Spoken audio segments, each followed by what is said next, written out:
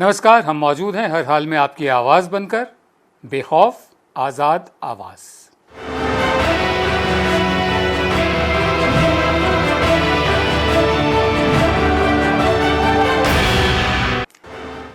Goods and services tax यानी GST, इसके बकाया को लेकर जीएसटी काउंसिल की 41वीं बैठक हुई। ये बैठक वित्त मंत्री निर्मला सीतारमण की अगुवाई में हुई। इस बैठक में राज्यों को दिए जाने वाले कॉम्पनसेशन यानी मुआवजे पर चर्चा हुई। केंद्र ने राज्यों को 2 ऑप्शन दिए हैं। पहला ऑप्शन ये है कि आप रिजर्व बैंक ऑफ इंडिया के साथ चर्चा कर राज्यों को एक स्पेशल विंडो दी जाए जिससे उचित ब्याज पर उन्हें 97,000 करोड़ रुपए दिए जाएं। इस रकम का भुगतान 5 साल के बाद भी सेस कलेक्शन से किया जा सकता है। दूसरा ऑप्शन ये है कि 2,35,000 करोड़ ये जो पूरा देना है, इसके पूरे कॉम्पेंसेशन की भरपाई राज्य रिजर्व बैंक ऑफ इंडिया की सलाह के साथ खुद करें। राज्य 7 दिनों के अंदर इन विकल्पों पर, इन दोनों ऑप्शंस पर अपनी राय देंगे। ये ऑप्शन सिर्फ इसी साल के लिए हैं। फाइनेंस सेक्रेटरी अजय भूषण पांडे ने कहा कि कोरोना महामारी की वजह से जीएसटी कलेक्शन में भारी गिरावट आई है। फाइनेंस सेक्रेटरी के मुताबिक फाइनेंशियल ईयर 2019-20 के लिए सभी राज्यों को जीएसटी कॉम्पेंसेशन के तौर पर कुल 1,65,000 करोड़ रुपए दिया गया है, जबकि सेस कलेक्शन सिर्फ 95,444 करोड़ रुपए रहा। चालू फाइनेंशियल ईयर 2020-2021 में जीएसटी कलेक्शन में 2,35,000 करोड़ रुपए की कमी की आशंका जताई गई है, अनुमान लगाया गया है। मेरे साथ है प्रोफेसर अरुण कुमार, आप वरिष्ठ अर्थशास्त्री हैं, जेएनयू से आपका ताल्लुक रहा है। सर, बहुत शुक्रिया हमेशा की तरह अपना वक्त देने का। मेरा पहला सवाल तो नहीं है, एक टीचर की तरह आप हमें बताइए कि राज्यों को जो 2 ऑप्शन दिए गए हैं, ये दोनों ऑप्शंस क्या हैं? हमें थोड़ा समझा दीजिए इसको। देखिए, ऐसा है कि जब ये जीएसटी लागू किया गया था तो उसमें बहुत सारे जो प्रोड्यूसिंग स्टेट्स थे उनको डर था कि उनका जो टैक्स कलेक्शन जो आएगा जीएसटी से वो कम आएगा। तो सेंटर ने उनको ये एश्योरेंस दिया था कि आपका 14% 2015 में जो टैक्स था उस पर 14% की बढ़त के हिसाब से हर साल आपको जो मिलेगा टैक्स, और अगर जो कमी होगी तो हम भरपाई करेंगे। तो वो कॉम्पेंसेशन कहलाता है। और दूसरी चीज़ ये है कि जो उनका रेगुलर कलेक्शन है जीएसटी का, वो स्टेट्स का होता है और सेंटर का होता है। तो सेंटर का जो होता है उसका 42% भी राज्यों को मिलता है। अब क्योंकि इस साल जो हमारा प्रोडक्शन कम हो गया है, कंजम्पशन कम हो गया है, इनकम कम हो गई है, तो जो टैक्स कलेक्शन है वो जीएसटी का भी कम होगा, कॉर्पोरेशन टैक्स का भी कम होगा, इनकम टैक्स का भी कम होगा। तो सेंटर जो कलेक्ट करता है उसमें एक भारी गिरावट आएगी। तो जो 42% जो स्टेट्स को मिलना था वो कम हो जाएगा। जो उनको जो 14% की बढ़त होनी थी उसकी जगह मुझे लगता है करीब 30-40% की गिरावट होगी। तो 14% तो बढ़त पे जो उनको देना था कॉम्पेंसेशन, अब अगर 30-40% गिरावट होगी तो वहाँ पे भी कॉम्पेंसेशन जो है उनको देना पड़ेगा। और तीसरी बात है कि स्टेट्स का अपना जो टैक्स कलेक्शन था वो कम हो जाएगा। तो स्टेट्स में भारी कमी जो इस समय होगी, और इसके लिए जो है वो प्रावधान कुछ करना होगा। अब प्रावधान ये सुझाया जा रहा है कि आप जो बोरो करिए, आप या तो 5 साल बाद उसको चुकता करिएगा कॉम्पेंसेशन सेस से, या आप आरबीआई से कोई स्पेशल विंडो के जरिए आप जो पैसा लीजिए। पर दोनों ही एक तरह की बोरोइंग है, और कोई पता नहीं है कि 5 साल बाद क्या होगा। आज का जो जीएसटी है, तो अभी कहा जा रहा था कि पहले से ही ठीक ठाक चलेगा, लेकिन वो ठीक नहीं चला क्योंकि पिछले साल भी परेशानी रही, अर्थव्यवस्था मंदी में चली गई थी। पिछले साल भी सेंटर ने पूरा कॉम्पेंसेट नहीं किया था स्टेट्स को, अब जाके कॉम्पेंसेट कुछ किया है। तो कुल मिला के ये स्थिति बोरोइंग की है, जो पहले जो प्रावधान से उससे बिल्कुल भिन्न है। तो मुझे लगता है कि स्टेट्स के लिए परेशानी बरकरार रहेगी, वो स्टेट्स के लिए परेशानी खत्म नहीं होगी। और दूसरा जो कहा गया है कि 2.35 लाख करोड़ रुपए कम आएगा, वो भी मुझे लगता है कि कम अनुमान लगाया गया है, क्योंकि जितना जो इस समय गिरावट है अर्थव्यवस्था में उसके हिसाब से मुझे लगता है कि 50% की गिरावट होगी। जबकि कहा गया था कि हम करीब 13 लाख करोड़ रुपया जीएसटी इकट्ठा करेंगे। 13 लाख 6 लाख या 5 लाख की कमी रही तो स्टेट्स के लिए भी बहुत कमी हो जाएगी। तो इसलिए मेरा मानना है कि ये अभी जब बात ठीक से जी सर, मैं आगे बढ़ता हूं और मैं वापस आप पर आऊँगा। केंद्र सरकार ने, इसका मतलब ये कि केंद्र सरकार ने अब सार्वजनिक तौर पर यह मंजूर कर लिया है कि जीएसटी के तहत राज्यों की हिस्सेदारी देने के लिए उसके पास पैसे नहीं हैं। जैसे कि प्रोफेसर अरुण कुमार ने भी समझाया कि वजूहात क्या है, उसके कारण क्या है। इस सरकार ने वित्त मामलों की जो स्टैंडिंग कमेटी है उसको बताया कि राज्यों को मुआवजा देने के लिए पैसे नहीं है, ये बता चुकी है स्टैंडिंग कमेटी को भी। केंद्र से मांग की जा रही है कि वो राज्यों को जीएसटी कॉम्पेंसेशन अधिनियम में किए गए वादे के मुताबिक 14% का मुआवजा दें और वक्त पर दें, इससे कम राज्यों के साथ विश्वासघात होगा। बुधवार को कांग्रेस अध्यक्ष सोनिया गांधी, अंतरिम अध्यक्ष सोनिया गांधी की 7 गैर बीजेपी राज्यों के मुख्यमंत्रियों के साथ हुई बैठक में भी जीएसटी कॉम्पेंसेशन का मुद्दा उठा था। इस बैठक में मुख्यमंत्रियों ने कहा था कि कोरोना काल में राज्यों के रेवेन्यू पर भारी दबाव पड़ा है, आर्थिक स्थिति खराब है, जैसे कि प्रोफेसर अरुण कुमार ने समझाया। राज्यों को अप्रैल, मई, जून और जुलाई यानी 4 महीने का मुआवजा नहीं मिला। 12 से ज़्यादा राज्यों के सामने अपने कर्मचारियों की सैलरी देने का संकट खड़ा हो गया है। इन राज्यों में यूपी, महाराष्ट्र, पंजाब, कर्नाटक जैसे बड़े राज्य शामिल हैं। सर, मेरा अगला सवाल आपसे ये है कि निर्मला सीतारमन ने कहा है कि एक्ट ऑफ गॉड है कोरोना, उसकी वजह से ये हुआ सो हुआ है। क्या पूरी तरह से कोरोना ही जिम्मेदार है मौजूदा हालात के लिए? देखिए, ऐसा है, कोरोना में आपको लॉकडाउन इम्प्लीमेंट करना पड़ा क्योंकि ये बहुत ही छुआछूत की बीमारी है, बड़ी तेज़ी से फैलती है, तो इसमें मॉर्टेलिटी कम है लेकिन ये फैलती बहुत तेज़ी से, इसलिए लॉकडाउन होना ज़रूरी था।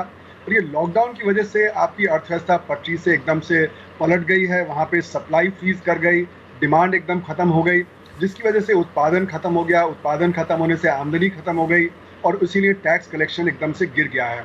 तो मेरा मानना है कि सरकार को तुरंत ही जो बजट को रीफॉर्मुलेट करना चाहिए, क्योंकि बजट तो फॉर्मुलेट था 10% के नॉमिनल ग्रोथ पे, इस समय कम से कम -15% का नॉमिनल डिक्लाइन है, तो 25% का बदलाव है, तो टैक्स रिसोर्स वो आएगा नहीं जो आपने कहा था, एक्सपेंडिचर आपका बढ़ जाएगा क्योंकि कोरोना पे और बाकी चीज़ों पे।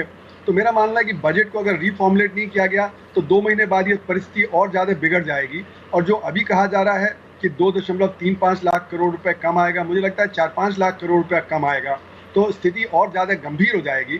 तो इसलिए एक फाइनेंशियल इमरजेंसी के चलते हुए आपको सारा का सारा रीफॉर्मुलेट करना चाहिए और उससे फिर देखना चाहिए कितना कॉम्पेंसेट कर सकते हैं, कहाँ से रिसोर्स आएगा, और सेंटर को एक कोरोना बॉन्ड फ्लोट करना चाहिए क्योंकि बैंकों के पास 8 लाख करोड़ रुपया अतिरिक्त है, अमीर लोग हैं उनके पास पैसा है, वहाँ पे अगर जो कोरोना बॉन्ड फ्लोट किया जाए, आरबीआई भी उसमें सब्सक्राइब कर सकता है, बाकी भी सब्सक्राइब कर सकते हैं और उससे फिर कॉम्पेंसेशन दिया जाए, जिससे कि राज्यों के ऊपर बर्डन ना पड़े, क्योंकि राज्यों को ही जो ये सारा जो कोरोना का और जो महामारी का जो है बर्डन है वो उठाना पड़ रहा है, चाहे वो रोजगार देना है, चाहे स्वास्थ्य का है, चाहे शिक्षा का है, वो सारा बर्डन तो स्टेट्स के ऊपर आ रहा है।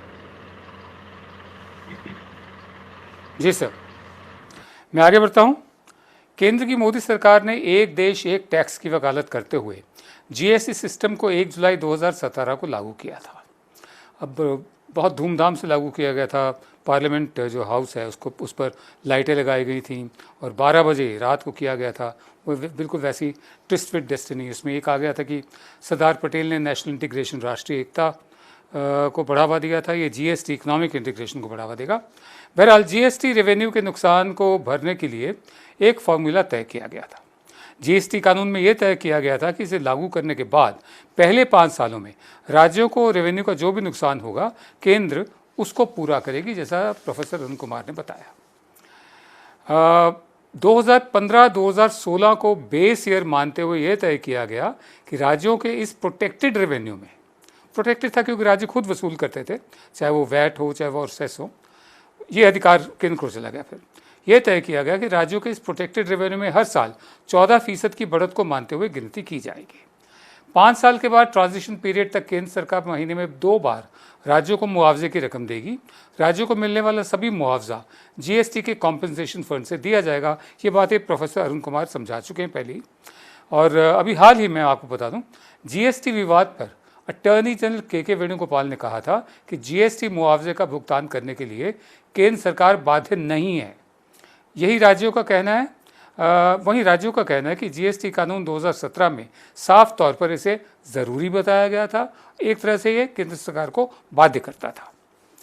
मेरा आपसे आखिरी सवाल यह है कि बहुत संक्षेप में आप जीएसटी कानून जिस तरह से शुरू हुआ, जितने चेंजेस अभी तक तब्दीलियाँ आई हैं, 370 के करीब, 376 शायद आई हैं, आप जीएसटी की समीक्षा कीजिए कि वो कानून था क्या, हुआ क्या उसका, और अब कहाँ पर है।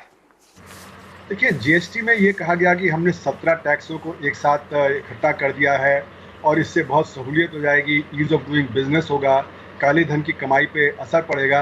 लेकिन ऐसा कुछ हुआ नहीं और बल्कि अर्थव्यवस्था पटरी से उतरने लगी, क्योंकि इसमें जो डिज़ाइन था उसमें असंगठित क्षेत्र बहुत बुरी तरह पिट गया है।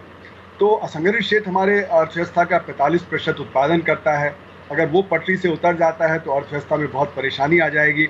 और हालांकि असंगठित क्षेत्र को इससे बाहर रखा गया, लेकिन वहाँ पे इनपुट क्रेडिट नहीं मिलने से उनका माल जो है वो महंगा हो गया और डिमांड जो है वो संगठित क्षेत्र की तरफ शिफ्ट कर गई। तो इसमें एक बुनियादी परेशानी है। तो ये कहा गया कि ईज़ ऑफ डूइंग बिजनेस होगा, लेकिन अगर जैसे मारुति जैसी कंपनी है जो सारे प्रांतों में काम करती है, तो उसको 1100 फॉर्म मतलब साल के जो डिपॉजिट करने पड़ेंगे और कई मतलब 4 बिलियन एंट्री होंगी सारे देश में, जो कि एक कंप्यूटर सिस्टम के द्वारा चलेगा। लेकिन वहाँ पे भी देखा गया कि फेक कंपनी बन गई जो इनपुट क्रेडिट क्लेम कर रही थी, तो काले धन की कमाई भी चलती रही और बहुत ही कॉम्प्लिकेटेड रहा। जो छोटे जो व्यापारी हैं, छोटे जो प्रोड्यूसर हैं, वो उसका जो फ़ायदा नहीं उठा पाए, वो उनको परेशानी जो झेलनी पड़ी। तो अभी ये जैसे कहा गया कि 5% इकाई जो हैं, 1.2 करोड़ लोग हैं जो रजिस्टर हुए जीएसटी में, उनमें से 5% जो है वो 95% टैक्स देती हैं और 95% जो है वो 5% देती हैं। तो मेरा मानना है इसको लास्ट पॉइंट टैक्स बना देना चाहिए और जो सारी छोटी इकाई उनको छोड़ देना चाहिए, जिससे जो उनको परेशानी हो रही है उससे निकल जाएं और जो बड़ी इकाई है 5% वहीं पे टैक्स लगे और वो लास्ट पॉइंट टैक्स रहेगा, तो ये सुचारू रूप से चलेगा, सिंप्लीफाई हो जाएगा। आपको 4 बिलियन की जगह सिर्फ 40 मिलियन यानी 4 करोड़ जो फॉर्म जो देखने पड़ेंगे और ये सारा जो बहुत ही आसानी से हो जाएगा।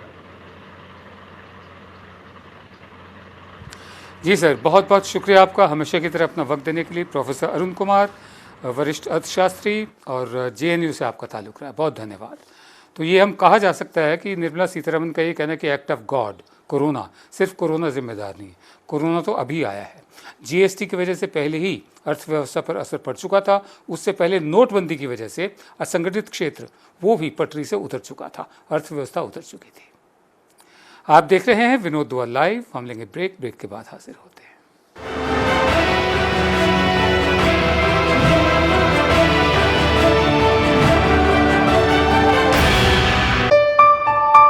चलो इतिहास के कुछ पन्ने पलटते हैं, चलो उस दौर में कुछ दूर चलते हैं। हो बात ग्वालियर की या हो कहानी मुमताज की, बेगम नवाब की झलकियां या हो बात काले ताज की, हर तरफ पसरा यहाँ इतिहास है।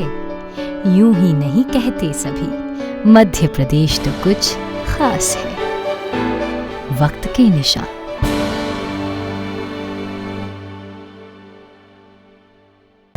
सपने सच तब होंगे जब आप सपने दिखना शुरू करेंगे। ये शब्द हैं उस शख्सियत के जिसके सपनों ने दी इस देश को एक नई उड़ान, डॉक्टर एपीजे अब्दुल कलाम। और ऐसे ही हर स्टूडेंट के सपने पूरे करेंगे हम, under best guidance of expert faculty team. Admission open in science and technology, humanities, social science, arts and sports. Doctor APJ Abdul Kalam university, Indore.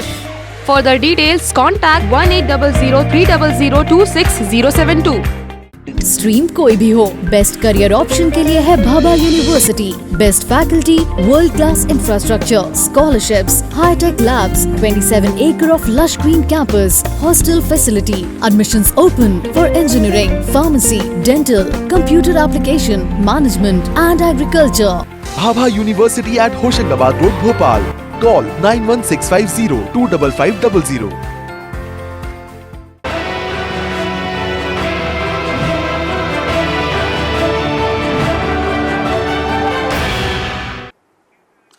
आप देख रहे हैं विनोद दुआ लाइव। हम बात करेंगे national eligibility cum entrance test यानी नीट और जॉइंट एंट्रेंस एग्जाम यानी जेईई जी की परीक्षा को लेकर जो विरोध प्रदर्शन हो रहे हैं उनकी। अब विपक्ष की जो पार्टियां हैं वो भी छात्रों के समर्थन में उतर आया है। छात्र, पेरेंट्स और बहुत सारे एकेडमिक्स जो शिक्षाविद हैं वो नहीं चाहते कि परीक्षा हो नीट और जी की। वहीं केंद्र सरकार के साथ कई शिक्षाविद चाहते हैं कि परीक्षा तय तारीख पर हो। कांग्रेस अध्यक्ष सोनिया गांधी की अगुवाई में बुधवार को 7 गैर बीजेपी राज्यों के मुख्यमंत्रियों की बैठक हुई। बैठक में बंगाल के मुख्यमंत्री ममता बनर्जी, महाराष्ट्र के उद्धव ठाकरे कांग्रेस के मुख्यमंत्रियों ने, अमरिंदर सिंह, अशोक गहलोत, नारायण स्वामी, भूपेश बघेल वगैरह ने कोरोना की स्थिति को देखते हुए एग्ज़ाम टालने की मांग की। वर्चुअल बैठक में सितंबर में नीट और जी की परीक्षाएं कराए जाने के केंद्र के फैसले के खिलाफ संयुक्त तौर पर सुप्रीम कोर्ट में एक रिव्यू पिटीशन डालने पर भी सहमति बनी। कांग्रेस के छात्र संगठन NSUI ने JEE और नीट परीक्षाओं के विरोध में अनिश्चितकाल सत्याग्रह शुरू कर दिया है। 28 अगस्त को कांग्रेस कार्यकर्ता पूरे देश में विरोध प्रदर्शन करेंगे। उड़ीसा के CM नवीन पटनायक ने प्रधानमंत्री मोदी से टेलीफोन पर बात कर नीट और JEE की परीक्षा स्थगित करने की अपील की है। DMK, आम आदमी पार्टी और समाजवादी पार्टी ने भी कोरोना के समय में नीट जी परीक्षाएं कराने का विरोध किया है। बीजेपी के सहयोगी LJP भी, रामविलास पासवान की पार्टी, कोरोना और बिहार में बाढ़ को देखते हुए इन इम्तहानों को कराए जाने के खिलाफ है। बीजेपी सांसद सुब्रमण्यम स्वामी भी परीक्षा करवाने जाने का विरोध कर रहे हैं। मेरे साथ में है N साई बालाजी। आप प्रेसिडेंट रहे हैं Jawaharlal Nehru university students union के। बालाजी, बहुत बहुत शुक्रिया अपना वक्त हमें देने के लिए।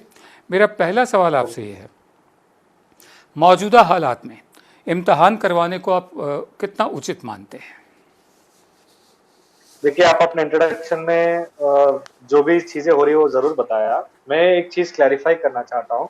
दरअसल जो भी छात्र विरोध कर रहे हैं वो नीट JEE के छात्र नहीं, बल्कि दो इस पूरे मसले में दो विषय हैं। एक है कैंसिलेशन का विषय और एक है पोस्टपोनमेंट का विषय। कैंसिलेशन के विषय में दो वर्ग है, जिसमें आपको एक CBSE कंपार्टमेंट के स्टूडेंट्स हैं जो 10th और 12th में जिनके एक सब्जेक्ट रह गई थी, जिनकी एग्जाम होनी थी बट हो नहीं पाई, और दूसरा है UGC फाइनल ईयर के स्टूडेंट जिनके एग्जाम करवाने में UGC तुली पड़ी है, जिनकी आंदोलन चल रहा है। ये सबसे आसान है सरकार के लिए इनका एग्जाम खारिज करना और इनके ऑल्टरनेटिव एवेल्युएशन मेथड में इन बच्चों को पास करना, बट सरकार ने नहीं किया।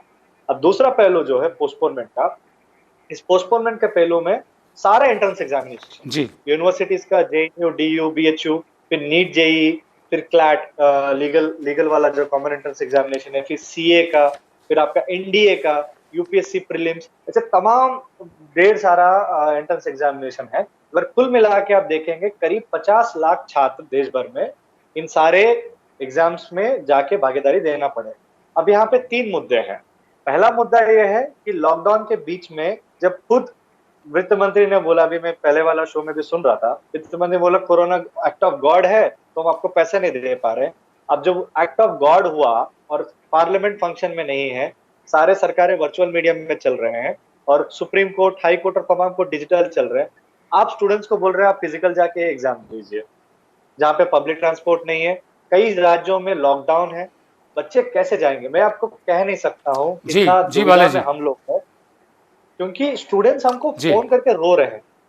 जी, मैं आता हूँ आपके पास। हाँ जी, मैं आपके पास दोबारा आऊँगा। जी हाँ, आप जवाब थोड़ा संक्षिप्त में रखिए, मैं आपके पास दोबारा आता हूँ। मैं आगे बढ़ूँ कि नीट और जी की परीक्षाओं को टालने की अर्जी सुप्रीम कोर्ट खारिज कर चुका है। सुप्रीम कोर्ट ने बीती 17 अगस्त को परीक्षाएं स्थगित, जिसका जिक्र बालाजी कर रहे हैं, पोस्टपोन करने की अर्जी को खारिज करते हुए कहा था कि छात्रों का कीमती साल बर्बाद नहीं किया जा सकता और ज़िंदगी चलते रहने का नाम है। ये बहुत ही पर्टिनेंट पॉइंट है, बहुत ही प्रासंगिक पॉइंट है जो बालाजी ने उठाया है कि जब सारे अदालतें बंद हैं, संसद बंद है, वर्चुअल मीटिंग्स चल रही हैं, ऐसे में सिर्फ छात्रों को ही क्यों एग्ज़ाम देने के लिए फिजिकली भेजा जा रहा है, जब एक्ट ऑफ गॉड बताकर कोरोना को GST का पैसा भी नहीं दिया जा रहा। यहाँ पर एक्ट ऑफ गॉड क्यों नहीं लागू होता? बहरहाल केंद्र सरकार हर हाल में JEE नीट का एग्ज़ाम करना चाहती है कि परीक्षाएं टालने से केंद्र का कहना है छात्रों का 1 साल खराब हो जाएगा। केंद्रीय मंत्री रमेश पोखरियाल निशंक का कहना है कि जी के लिए रजिस्टर्ड 8,58,000 छात्रों में से 7,25,000 छात्रों ने एडमिट कार्ड डाउनलोड भी कर लिए हैं। वहीं नेशनल टेस्टिंग एजेंसी यानी NTA के मुताबिक एकेडमिक कैलेंडर साल को बचाने और उम्मीदवारों के 1 साल को बचाने के लिए एंट्रेंस एग्जाम होना ज़रूरी है। NTA ने दावा किया है कि इन परीक्षाओं के लिए 99% छात्रों को उनकी पहली पसंद के शहर में सेंटर मिले हैं। वहीं देश और विदेशों की अलग अलग यूनिवर्सिटी के 150 से ज़्यादा शिक्षाविदों, एकेडमिक्स ने प्रधानमंत्री मोदी को चिट्ठी लिखकर कहा है कि जी नीट में अगर और देरी हुई तो छात्रों के भविष्य पर असर पड़ेगा। चिट्ठी पर साइन करने वालों में IIT Delhi, Delhi university, JNU, London university, California university के भारतीय एकेडमिक्स जो हैं वो शामिल हैं। जी मेन की परीक्षाएं 1 से 6 सितंबर के बीच होनी है। वहीं जी एडवांस्ड की परीक्षा 27 सितंबर और नीट 2020 की परीक्षा 13 सितंबर को होनी है। एक सुन लेते बयान है रमेश पोखरियाल निशंक का, वो क्या कहते हैं, वो हमारे शिक्षा मंत्री हैं। जो पीछे के समय जो परीक्षा के केंद्र थे, जो जेई के थे, वो केवल 570 थे। इस समय बढ़ा करके उनको 660 कर दिया। ऐसे ही ये जो नीट के पहले 2546 केंद्र होते थे, उनको बढ़ा करके 3842 केंद्र कर दिया। और इसमें भी एक अच्छी बात ये है कि 99% छात्रों को उनकी वरीयता के आधार पर उन्होंने जिस केंद्र को चाहा, उन्हीं की वरीयता के आधार पर 99% छात्रों को उनका सेंटर मिला, जो परीक्षा का सेंटर है। बालाजी, आपने सुना मुख्य ये मंत्री क्या कह रहे हैं और जो मैंने कुछ तथ्य बताए, बहुत संक्षेप में जानना चाहूँगा आपकी प्रतिक्रिया क्या है संक्षेप में। देखिए, पहली बात है जो मंत्री जी कह रहे हैं कि फर्स्ट प्रेफरेंस को सेंटर्स को दिया गया है पूरे बिहार में। आपको मालूम है कितने जिले हैं, बट मात्र 2 जगहों पे पूरे बिहार में सेंटर दिया हुआ है, गया और पटना। आप कह सकते हैं कि स्टूडेंट के फर्स्ट और सेकंड प्रेफरेंस में, तो इसका मतलब पूरे बिहार से छात्र आएंगे पटना और गया में देने एग्जाम देने। दूसरी बात, मुझे सबसे आश्चर्य इस बात पे लग रहा है कि हमें कहीं ना कहीं इस पूरे एक्सरसाइज के पीछे एक राजनीतिक मकसद दिख रहा है कि कोरोना का न्यूज टीवी से गायब है, पत्रिकाओं से गायब है। कहीं ना कहीं दुनिया को सबसे बेहतर देश हो गया है, प्रधानमंत्री मोदी जी ने कोरोना से लड़ लिया है। इसका एक एक्सपेरिमेंट छात्रों का एग्जाम करवाते हुए दिखाना चाह रहा है। और खासकर बात जो सुप्रीम कोर्ट की जो बोला है कि जिंदगी आगे चलनी चाहिए, लाइफ शुड गो ऑन। जब लाइफ शुड गो ऑन की बात है तो प्रधानमंत्री अभी तक क्यों डायरेक्ट फिजिकल क्यों नहीं अटेंड कर रहे हैं? वो तो वर्चुअल रैली अभी भी अटेंड कर रहे हैं। इतने सारे स्टूडेंट्स ने उनको लिखा। ठीक है, बालाजी से मत बात कीजिए, कोई छात्र नेता से मत बात कीजिए, डायरेक्टली स्टूडेंट से तो अपने उनकी मन की बात पूछ सकते हैं, उनसे डायरेक्टली ओपिनियन पूछ सकते हैं। आपने नहीं पूछा। आज स्टूडेंट्स का जो तनाव है, मानसिक तनाव है, उसकी डायरेक्ट जिम्मेदारी सरकार को लेनी। जी, मैं आगे बढ़ता हूं। कोरोना वायरस काल में नीट और जी परीक्षाएं कराने जाने का विरोध करते हुए समाजवादी पार्टी के अध्यक्ष अखिलेश यादव ने बीजेपी को एक खुली चिट्ठी लिखी है। अपनी चिट्ठी में अखिलेश ने कहा है कि बीजेपी दंभ के कारण ये एग्ज़ाम करवा रही है जिसमें जान भी जा सकती है। और बिहार, असम, पश्चिम बंगाल जैसे राज्यों में बाढ़ की वजह से हालात बेहद ख़राब हैं। ऐसे में 100-200 किलोमीटर का सफ़र तय करके छात्र टेस्ट सेंटर तक कैसे पहुँचेंगे? वही जो बालाजी कह रहे हैं, गया और पटना 2 सेंटर हैं, लेकिन छात्र सारे बिहार से आएंगे।